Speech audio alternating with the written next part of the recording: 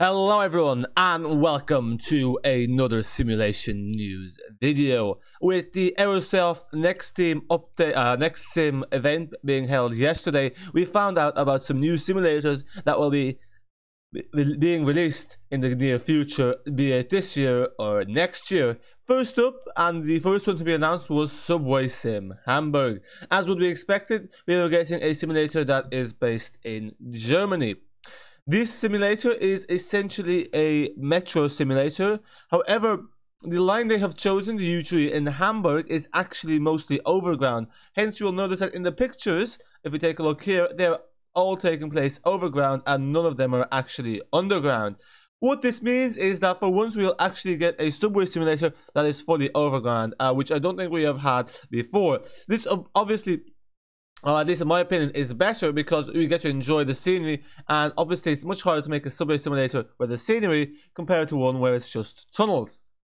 Nonetheless, what's some main points about the simulator? We don't yet have a price, so we can generally assume it'll be within the 20 to 30 euro mark, although you never know. Tramsim was 35 euro, but that was ViewApp. I have not much experience with HO anyways, who are the developers of this, so let's take a look at what games they have, and then maybe that way we can gauge a price. So yeah, as you can see here, they've done Winter Resort and Alpine Simulator, so generally we can expect it to be within the 20 to 25 euro mark. So it shouldn't be, it should be fairly decent value for money.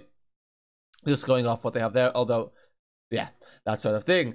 Basically, this simulator will feature the line U3 in Hamburg, which is, as it says here, entirely overground. And yeah, this is Hamburg is just the reason they've chosen Hamburg is fairly well known. It's in the north of Germany. We won't go into that. It will feature the DT5 electric unit, which is this train here, and it is 39.6 meters long with a top speed of 80 kilometers an hour. I think the line's 19.5 kilometers. Oh, sorry, it's 20.7 kilometers long with 25 stations.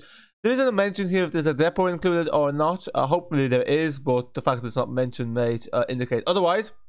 But again, this is going to be released in 2023. So there's still around half a year, unless it's released in January. But there's still a while away until this is being released. I think this is the one's being released the latest compared to the other simulators in the Next Sim that were announced in the Next Sim. And then here's just a little overview of the features, which you can take a look at. So, replica of Hamburg, you have some of the main attractions. So here you had mentioned some of the attractions that you might see, you know, the kind of landmarks you would expect.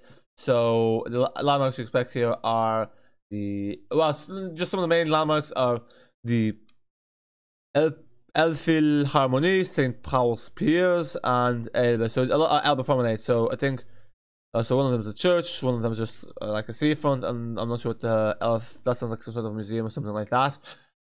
Anyway, this is going to be built on the Unreal Engine 5. Now, there are, as you can see here at the moment, the system requirements are to be confirmed. The only thing that's being stated is a 64-bit processor.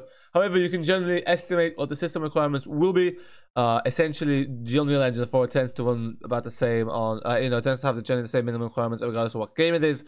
Now, I know the Unreal Engine 4 was kind of like an you're talking about the fifth generation or above i5 processor. No, you're talking about the 4th generation above i5 processor.